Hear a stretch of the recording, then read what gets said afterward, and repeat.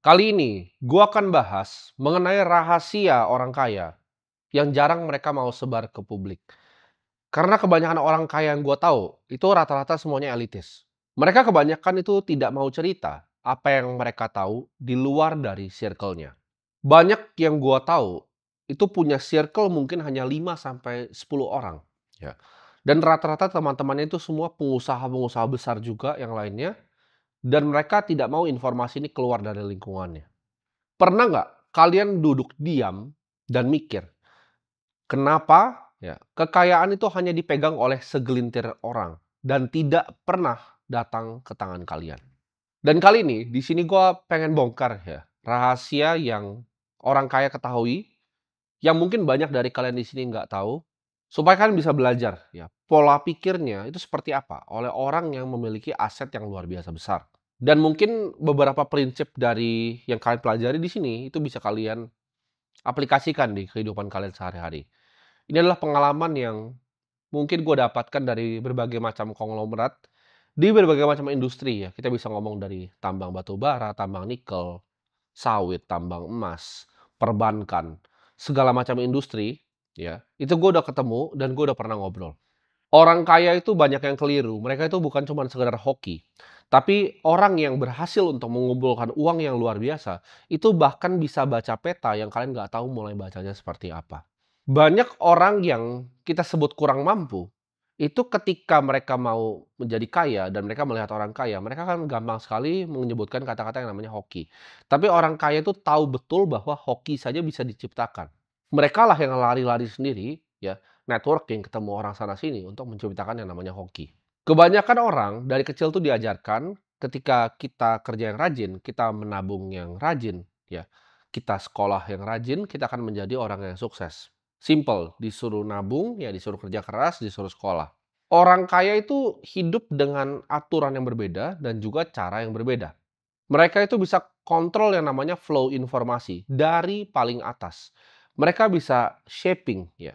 Bagaimana kalian itu berpikir apa, gimana caranya kalian jadi pribadi yang lebih konsumtif, gimana caranya kalian nggak jadi pribadi yang pengen berinvestasi yang compounding, daripada investasi, kalian mendingan konsumsi ya. Gimana caranya publik itu ngerasa mereka lebih baik untuk beli iPhone ya. Bekas pun paksain aja nggak apa-apa, dibanding mikir untuk berinvestasi. Orang kaya itu mikir, gimana caranya nge-push dunia ini supaya percetakan uang semakin cepat. Gimana caranya bikin dunia ini jadi dunia yang hyperinflasi. Kenapa? Ketika dunia hyperinflasi, orang yang kurang mampu itu akan kesulitan beli makanan, kesulitan beli baju, kesulitan beli tempat tinggal. Di saat orang kaya itu mereka yang punya tempat tinggalnya, mereka yang punya pabrik bajunya, ya, dan mereka yang punya tempat bikin makanannya. Dan yang kalian perlu tahu di sini ya, untuk jadi kaya itu nggak perlu lahir dari keluarga yang kaya. Ini miskonsepsi yang banyak sekali orang-orang kurang mampu itu ngomong. Bahwa sulit untuk menjadi kaya tanpa punya apapun. Tapi kebanyakan orang kaya yang gue tahu, ya jagoan-jagoan di sawit, di batu bara, di kita lihat ekonomi digital, itu kebanyakan dari mereka justru itu mulai dari nol bahkan dari minus. Jadi kalau lu udah pasang yang namanya limiting belief di otak lu bahwa oke saya tidak bisa karena saya kondisinya itu berbeda, maka kalian gak akan pernah nyampe titik itu. Semua rahasia yang gue ngomong di sini itu sebenarnya bebas untuk semua orang cari. Rahasia ini akan datang untuk mereka yang fokus untuk mencari rahasianya. Untuk mereka yang menolak, oke saya tidak mau hidup jadi orang biasa. Saya nggak mau nih hidup bisa-bisa aja. Saya mau punya uang supaya saya bisa bermanfaat untuk orang lain. Gue dari kecil sekali ya, gue percaya bahwa takdir itu bukan sesuatu yang pasti. Tapi takdir itu bisa ditulis. Ya, kita bisa jadi nahkoda atas hidup kita sendiri. Hidup kita itu kan ada outcome, ya, ada input, ada outcome.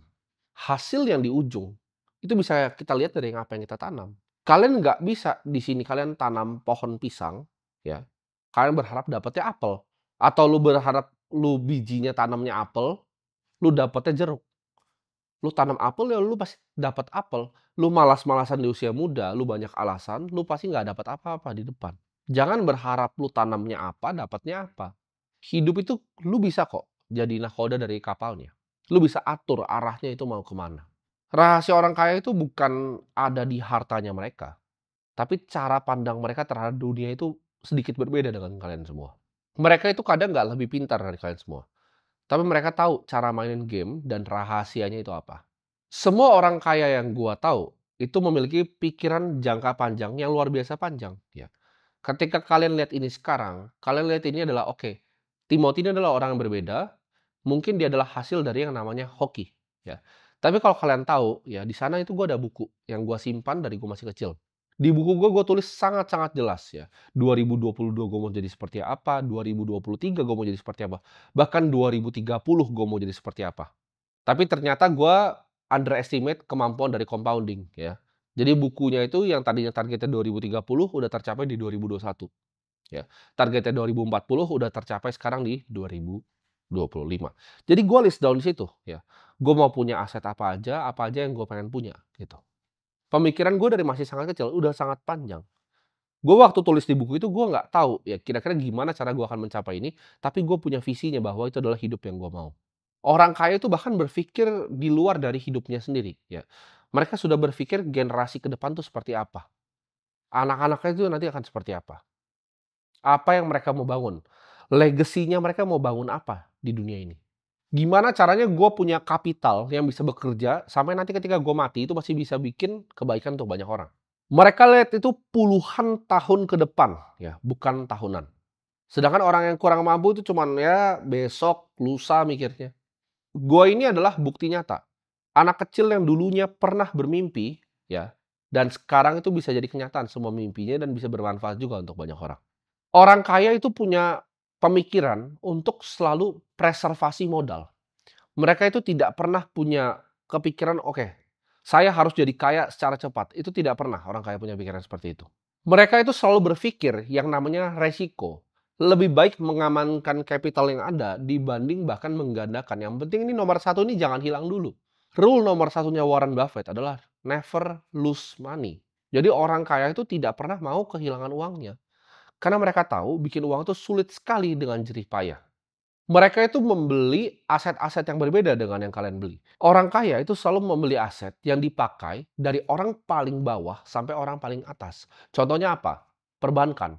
Orang kaya itu banyak yang punya bank. Kenapa? Karena orang dari paling bawah sampai dari paling atas, ya, itu sama-sama butuh kebutuhan perbankan. Mereka kadang sama-sama butuh untuk transfer, ya. Mereka pakai layanan-layanan perbankannya. Apalagi contohnya yang orang kaya selalu punya. Mereka selalu punya bisnis di energi. Kenapa? Karena semua orang dari bawah sampai atas tuh butuh listrik. Lampunya butuh nyala, AC-nya butuh nyala. Orang kaya itu paham betul ya konsep dari leverage. Mereka menggunakan bukan waktunya sendiri, tapi waktunya orang lain. Mereka tahu dunia ini tuh mereka nggak bisa kerjain sendiri. Jadi mereka lebih baik, walaupun hasilnya tuh cuma 60-70%, tapi dikerjakan sama orang lain. Itu lebih baik dibanding diri sendiri kerjain 100%. Karena satu-satunya constraint yang terbatas di dunia ini adalah waktu 24 jam yang dimiliki oleh manusia. Jadi pertama kali yang mereka lakukan ya, yang bahkan gua lakukan adalah mendelegasi. Kalau orang yang otaknya itu kurang berkembang, mereka kan mikir, "Oke, saya mau kerjakan sendiri. Saya ini orang yang sempurna, saya orang paling pintar." Orang kaya tidak pikir seperti itu. Lebih baik 60% tapi dia yang kerjain bukan saya. Orang kaya itu juga sangat cinta kepada yang namanya krisis. Ini kita bisa lihat dari zaman Inggris dulu. Ketika terjadinya perang, ada beberapa keluarga kaya, ya, keluarga bankir kaya yang menggunakan kesempatan itu untuk justru menjual berbagai macam senjata. Mereka sangat cinta yang namanya krisis. Sedangkan orang yang di bawah itu takut sekali ketika terjadinya krisis. Setiap krisis mereka tuh selalu punya peluru untuk membeli aset-aset di harga yang murah. Ketika perang saja mereka yang ambil semua keuntungan. Ketika inflasi itu terjadi, mereka yang dapat semua keuntungan juga karena semua aset adalah mereka yang punya. Orang yang di bawah itu selalu punya mental yang kita sebutnya di sini mental jackpot. Mereka pengen jadi kaya secara instan, makanya di Amerika banyak sekali lotre. Di negara yang kurang berkembang seperti Indonesia, Filipina, Kamboja, Thailand, itu marak judi online. Kenapa? Karena mereka pengen jadi kaya secara cepat. Mereka cuma pengen pencet-pencet, pengen jadi kaya. Mereka itu selalu berharap bisa jadi kaya dengan modal yang paling sedikit. Orang kaya itu fokus kepada compounding, ya. Modalnya bertumbuh aja 10% per tahun, mereka sudah sangat senang. Yang penting tuh nggak pernah hilang, nggak butuh ya. Kayak gue pribadi, gue nggak butuh modal gue itu untuk kali 100. Cukup 8-10% per tahun saja, sudah terima kasih gitu loh. Sudah bersyukur juga. Orang yang di bawah itu ketika dia dapat gaji, dia tukarkan dengan barang langsung. Ketika dia dapat gaji, dia pakai untuk konsumsi. Mereka tidak pernah berpikir untuk membeli aset, yang ketika nanti inflasi itu naik, mereka mendapatkan keuntungan. Orang yang di bawah itu fokus untuk ikutin tren ya. Ada temannya tawarin zaman Covid, "Oh ini ada Alkes investasi ya, kamu taruh 100 juta, kamu bisa dapat 30 juta sebulan." Itu kan return 30% per bulan ya. Itu hedge fund paling hebat di dunia pun tidak bisa melakukan itu. Tidak ada yang bisa melakukan itu. Lalu dibuat tuh hitung-hitungannya. Ini macam-macam, ada titip Alkes, ada robot trading ya. Penipuan-penipuan investasi seperti ini marak sekali ya di kalangan bawah. Dan skemanya ini selalu skema yang sama gitu, teman-teman. Oh, kamu punya pengeluaran berapa? Oh, punya pengeluaran 30 juta nih sebulan. Oke, kamu taruh 100 juta aja, nanti saya kasih 30 juta setiap bulan. Bulan satu dibayar, bulan kedua dibayar, bulan ketiga kabur orangnya. Kenapa bisa terjadi kasus-kasus bahkan seperti binary option? Di mana tuh tebak-tebakan, oke, yuk naik, yuk turun, yuk naik dalam semenit, yuk turun dalam semenit. Karena SDM-nya. Sama juga, SDM di Amerika juga sama. Oh, gesek-gesek-gesek lotre, gesek-gesek-gesek lotre. Mereka berharap bisa menjadi kaya, itu bisa merubah hidupnya. Mereka sukanya bermimpi. Nah, orang kaya itu tidak suka bermimpi di siang bolong seperti itu. Mereka lakukan action, apa yang mereka bisa lakukan untuk hidupnya lebih baik. Dan mereka nggak jauh-jauh, nggak minta 100 kali. Kadang setiap hari, gue cuman mau itu 0,1% aja hidup gue lebih baik, ya. Baik apa yang gue sampaikan di media seperti ini untuk bisa bermanfaat untuk banyak orang, usaha-usaha gue, investasi-investasi gue liatin dulu satu persatu. Apakah ini perusahaannya masih on track, apakah ini masih on track. Itu 0,1 aja, bahkan nggak 1% lebih baik setiap hari. Kebanyakan 365%. Cukup 0,1 aja setiap hari.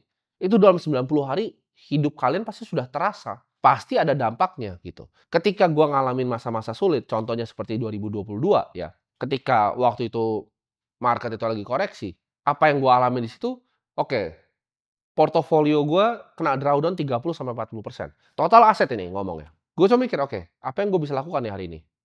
Apa yang bisa sedikit lebih baik aja hari ini sampai badainya berlalu. Orang kaya itu beli aset yang tahan selama generasi. Mereka beli properti di tempat eksotis, mereka beli aset yang memiliki kelangkaan luar biasa, mereka beli lukisan yang langka, mereka punya ibaratnya rails-nya dari dunia gitu loh. Mereka punya infrastrukturnya, mereka punya tower telkonya, mereka punya jalan tolnya yang dipakai sama semua orang. Mereka beli tambang batu baranya, mereka punya exchange kriptonya. Mereka nggak bergantung sama yang namanya gaji, mereka membuat sistem, di mana sistem ini bisa membayarkan mereka dividen di saat mereka tidak bekerja. Kalian pahamin sedikit yang gue ngomong di sini ya. Ini perbedaan antara orang yang punya ya rahasia pola pikir orang kaya, sama orang yang nggak punya ya. Ketika krisis datang ya, teman-teman kalian itu yang mungkin sepantaran kalian ya, orang-orang yang gue sebut orang-orang di bawah ini, ketika asetnya itu turun 30%. Itu mereka panik, mereka nggak ngerasa, "Oh ini krisis," malah mereka jual. Jadi ketika misalnya uangnya 100 juta, itu jadi 70 juta, mereka jual uangnya. Sedangkan orang kaya akan serokin semua, ya. Karena bedanya seperti ini, ya, teman-teman harus paham nih bedanya. Orang di bawah punya uang 100 juta, oke, mereka dorong semua, mereka ngerasa mereka pengen cepat kaya, uangnya itu pengen jadi 300 juta. Mereka dorong semua uangnya ke suatu investasi yang akhirnya turun 30%. Anaknya ngerengek, anaknya sakit. Mereka butuh keluarin uang 20 juta. Akhirnya mereka jual semuanya, takut lebih turun lagi ketika krisis. Jadi dari 100 ini udah hilang 30 juta di market. Sisa 70 juta, 20 jutanya diambil lagi. Jadi uangnya tuh portofolio hidupnya tuh sisa setengah. Orang kaya tuh tidak operasi seperti itu. Ketika mereka punya uang 100 miliar, 100-nya ini nggak langsung didorong semua. Mereka punya 30 miliar untuk dana jangka pendek, jangka menengah. 20 miliar ditaruh di aset A, 25 ditaruh di aset B, 25 ditaruh di aset C. Jadi ketika ada aset A yang turun 30%, mereka bodo amat. Bahkan mereka punya cash 30%-nya lagi, mereka bisa dorong lagi. Ketika krisis terjadi, mereka yang selalu bisa dorong, mereka yang selalu punya cash, mereka selalu punya peluru. Orang-orang yang tidak tahu hal ini, mereka itu tidak punya perencanaan hidupnya, jangka pendek ini apa, jangka menengah apa, jangka panjang apa. Mereka hidup cuma buat makan, ya, ngantar anak sekolah, habis itu mati nanti ke depannya. Mereka ini nggak ada perencanaan sama sekali. Dan mereka bingung kok hidupnya di sini-sini aja. Mereka yang di bawah itu ibarat kalau berenang di kolam berenang, ya, yang mereka harus lakukan adalah injakin kepala orang untuk bisa mengapung. Mereka nggak mau belajar mengapung, mereka harus injakin kepala orang, pegangin orang kanan kirinya. Akibatnya apa? Kompetisi yang di bawah itu yang paling sikut-sikutan, ya. Yang paling sulit itu kompetisi kalian jualan di pasar lagi, bukan kompetisi kalian bikin supermarket. Orang kaya itu ketika sama-sama bertemu di industri yang berbeda, oke ini apa yang ada yang bisa kita kerjain bareng nggak di sini? Ini bisa kongsian apa nih bareng? Kita bisa kolaborasi apa untuk bikin bisnisnya lebih besar, untuk kita bisa unlocking value lebih besar. Sedangkan orang yang di bawah itu mereka sibuk sikut-sikutan. Ketika dunia itu lagi euforia, orang yang di bawah itu senang. Mereka sorak-sorai, "Yeay, uangnya naik." Ketika krisis mereka sedih. Orang yang kaya, ya ketika euforia, ketika aset semuanya lagi naik, ya. Ketika misalnya pasar saham Indonesia lagi paling tingginya, ketika misalnya aset kripto lagi paling tingginya, orang-orang kaya itu justru yang paling waspada. Mereka lihat ini, resikonya apa? Apakah ini sustainable? Apakah kemungkinan makan ada koreksi yang dalam? Dan ketika ada koreksi, pelurunya harus siapin berapa? Ini yang selalu orang bilang dengan teriak hoki. Waktu terjadi 2020, semua orang teriak, "Kok gue tuh hoki, gue bisa beli saham-saham di harga bawah." 2022 orang bilang teriak, "Gue hoki lagi, bisa beli Bitcoin di 16.000." Yang mereka tidak tahu adalah kematangan, ya, prinsip dan kesiapan. Banyak kok yang punya uang waktu itu, yang lebih banyak dari gue. Tapi mereka tidak bisa memanfaatkan momennya. Kenapa? Karena mereka tidak punya pola pikirnya. Mereka nggak ngerti rahasia ini yang gue kasih tahu ke kalian. Orang awam di luar akan bilangnya, "Oh, ini tidak bisa direplika, ini adalah hoki yang cuma satu dibanding yang banyak." Tapi itu adalah orang-orang yang nggak paham realita dunia. Karena gua itu duduk di meja, di mana orang-orang yang di sama ini, itu semuanya mulai tanpa punya apa-apa. Hoki itu tidak pernah ada di kamus orang kaya, kita nggak suka sekali sebut dengan namanya hoki. Kita selalu yang cari namanya kesempatan. Gimana caranya kita lihat peluang ya di suatu industri yang baru. Kan gue udah sering sebut di sini, ke depannya akan banyak peluang, baik di artificial intelligence, di renewable energy. Gue udah bilang tadi, salah satu industri yang paling menarik adalah energi. Kedepannya 50 sampai 55 tahun ke depan reserve batu bara ini akan habis. Kalau ditambangnya dengan rate yang sama bisa lebih cepat. Ini harus diganti gitu loh. Ke geothermal, ke angin, ke air, ke fusion ke depannya, ke nuklir. Ini harus diganti energinya, sumber energinya. Dan gue juga bilang ke depan dunia ini keuangannya akan sedikit berubah.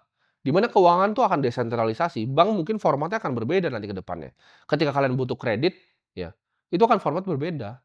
Ketika kalian mau jadi ini saran sedikit ya, ketika kalian mau dengerin gimana cara jadi orang kaya, make sure kalian bisa filter orang yang kalian dengerin itu siapa, track record-nya seperti apa yang dia pernah buat, bukan apa yang enak kedengeran di telinga, ya. Karena apa yang enak kedengeran di telinga belum tentu adalah kebenaran. Bisa jadi orang yang kalian anggap itu benar apa yang dia bicarakan itu adalah orang yang bahkan belum selesai dengan hidupnya sendiri. Gua di sini sudah selesai dengan hidup gua, ya. Tidak ada yang gua butuhkan lagi dengan bikin ini semua. Itulah kenapa gue bisa beberkan semua nih, rahasianya apa di sini. Orang-orang kaya itu kebanyakan memiliki narasi bahwa oke yang di bawah ini nggak perlu tahu, ya. Mereka cukup apa? Mereka cukup dikasih makan, yang pertama. Lalu mereka cukup dikasih sirkus. Ini dari zaman dulu, ya. Ini dari 300 tahun dulu. Ketika rakyat itu dikasih makan, dikasih sirkus, sudah. Sirkusnya apa? Ya semua itu, sosial media yang kalian lihat. Entertainment nggak penting yang ada di depan kalian. Kalian buka YouTube, kalian buka trending, itu dia sirkusnya. Dengan kalian perutnya kenyang, ya, at least bisa makan dan kalian bisa nonton sirkus itu, kalian nggak akan bisa mikir. Dan kalian akan nurut aja dan kalian akan selalu jadi di bawah. Ada 2 orang ya di desa. Satu orang ini, ya, jadi ada mata air dan ada desa. Satu orang itu ngambilin ember, dia bawa banyak-banyak setiap hari. Dia jualin lalu ke orang-orang di desa. Uangnya lebih banyak dibanding orang yang kedua. Orang yang kedua itu sibuk, ya gali tanah, bangun pipa pakai bambu segala macam. Awalnya orang yang gali tanah ini dikatain orang bego. Dia tidak dipercaya, dibilang, "Ngapain begitu? Kenapa nggak ambil ember? Yuk kerja keras." Itu kan yang kalian selalu didoktrin kan, kerja keras itu pasti membuahkan hasil. Yang penting lu kerja keras, kerja jujur, bawa embernya jujur, kalian pasti jadi kaya. Enggak. Orang kaya itu punya visi, visioner. Mereka punya visi, mereka bisa ciptakan sistem yang sampai ke visinya. Dia gali, dia bikin, mungkin 5 tahun, tapi setelah itu airnya ngalir terus ke rumahnya, dia tinggal jualin di depan. Dan orang yang bawa ember bingung, kok dia kerja itu lebih keras selama 5 tahun, tapi yang lebih kaya yang bangun pipa pakai bambu. Itu cara dunia bekerja. Dunia itu bukan lihat siapa yang paling tulus hatinya dalam bawa ember airnya ke desa. Mereka lihat siapa yang punya visi untuk bikin sebuah inovasi. Kaya itu bukan soal kerja keras, kaya itu soal lu punya hal yang benar, di tempat yang benar, dengan visi yang benar, dan eksekusi yang benar. Karena ide itu semua orang punya, tapi eksekusi itu tidak. Orang kaya itu suka simplifikasi. Ya. Simplifikasi itu adalah satu level di atas dari jenius. Ada orang pintar, ada orang jenius, dan ada orang yang simple. Gue paling suka nih yang simple. Kalian tanya, investasi Timothy apa? Sederhana sekali. Ya. Gue punya Bitcoin, ya. Gue punya saham di bank, ya besar sekali, puluhan juta lembar. Gue punya saham di perusahaan batu bara, ya. Gue punya exchange crypto, gue punya bisnis lifestyle paling besar di Indonesia. Jadi jawabannya sederhana. Ya. Dulu sebelum ini semua itu lebih konsentrasi. Sekarang kalian berarti cuma satu tangan nih investasinya. Dibanding kalian yang mungkin asetnya jauh dari gue, investasi banyak sekali. Ditawarin teman bisnis ayam ikut, tawarin teman bikin ini ikut, ditawarin ini ikut. Akhirnya uangnya hilang dan bahkan ditipu semuanya. Keep it simple gitu. Di investasi simple, oh target return-nya berapa? Ya sederhana gitu. Perbankannya 8-11% nggak apa-apa, yang penting stabil. Batu bara ya sekalian dapat 14-15%. Bitcoin kalau misalnya dikasih ya, masih compounding terus 20-30%. Venture equity-nya berapa? Oh, nggak apa-apa ya. 20-30% juga nggak masalah. Lifestyle-nya mungkin 30-40% nggak masalah. Itu semua dirata-ratain, ending-nya cuma jadi 15%, ya sudah gitu. Sudah sangat bahagia. Jadi jawabannya di sini ya. Apapun yang kalian lakukan itu harus jadi sesuatu yang sederhana. Dan ketika kalian sudah punya satu usaha yang kalian tekuni, kayak tadi kalian udah punya visi nih, oke. Airnya ini harus dipakein pipa nih, harus digali nih, fokus di situ. Ya jangan lihat kanan kiri, jangan lihat dia ngambil ember tuh kayak enak dapat duitnya. Entar lu lari-lari bawa ember nggak efisien, ya. Energi di dunia itu terbatas, ya. Energi gue di dunia ini terbatas.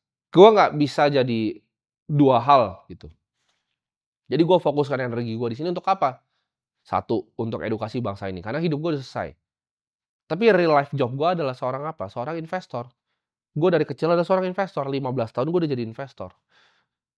Gue udah pengen punya kepemilikan di perusahaan yang akhirnya nanti akan bagikan gue dividen. Gue pengen punya aset yang akan tahan lama, gitu. Gue sudah dari kecil suka koleksi-koleksi barang. Orang itu banyak yang suka untuk lihat hasilnya tanpa pernah lihat prosesnya, ya. Kalau kalian tanya nyokap gue, ya, mama gue itu dari kecil tuh tahu sekali. Ketika gue datang ke restoran, yang gue lakukan adalah satu, gue hitung karyawannya seperti apa. Kalau kalian mau punya uang, kalian harus ngerti cara uang itu bekerja. Setiap kali uang diambil dari tangan kalian pahami kenapa uang ini diambil dari tangan kalian. Dan orang yang ngambil uangnya dari tangan kalian tuh dapat keuntungan berapa. Gue selalu hitung, ya dari masih sangat kecil gue selalu hitung, kira-kira itu ada berapa karyawannya. Kira-kira di belakang kitchen itu ada berapa. Kira-kira mejanya ada berapa. Rata-rata kita pesennya berapa. Durasi berapa lama kira-kira satu orang makan di sini. Jam berapa dia buka dan gue hitung omsetnya lalu gue hitung marginnya. Gue nyampe di titik ini itu bukan jadi orang biasa-biasa aja dan jadi orang yang buta terhadap keadaan, enggak. Gue itu selalu punya pemikiran dari kecil, penasaran gimana caranya satu manusia itu bisa ciptakan value untuk manusia yang lain. Dan akhirnya gue fokus dan gue di situ ngertiin gimana caranya uang itu bekerja. Gue mau buat video seperti ini pasti ujung-ujung hanya sangat sedikit yang paham dan sedikit yang mengerti. Tapi nggak masalah. Memang video yang gue bikin itu bukan untuk semua orang. Bukan untuk dinikmati semuanya. Kebanyakan dari kalian abis nonton ini bakal tetap ngerasa hidup kalian yang paling susah. Ya. Hidup kalian yang paling sulit, kalian yang paling nggak bisa ngapa-ngapain. Nggak apa-apa dan nggak masalah. Kalian akan sulit untuk bikin uang di saat kalian duduk bersama orang-orang pesimis. Ya. Kalian nongkrong sama 4 orang yang di bawah, kalian akan jadi orang kelima yang hidupnya di bawah. Kalian nongkrong sama 4 kontraktor, kalian akan jadi kontraktor kelima. Kalian akan tahu ya gimana bikin perencanaan gitu. Oh cari material tuh di mana. Oh tukang tuh ngurusnya seperti apa, mandor tuh repotnya di mana. Oh kalau libur ternyata mereka nggak mau kerja ya.